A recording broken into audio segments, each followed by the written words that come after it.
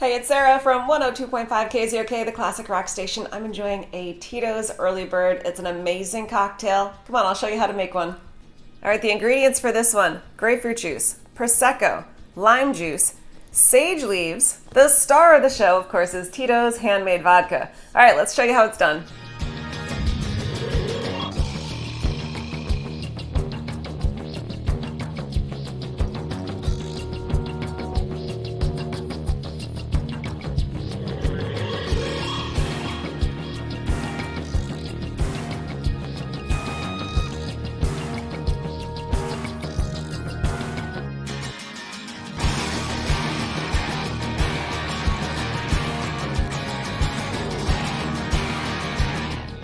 It's that easy. You can get the full recipe at kzok.com/spirits, and while you're there, enter to win a Tito's prize pack. Cheers, and please drink responsibly.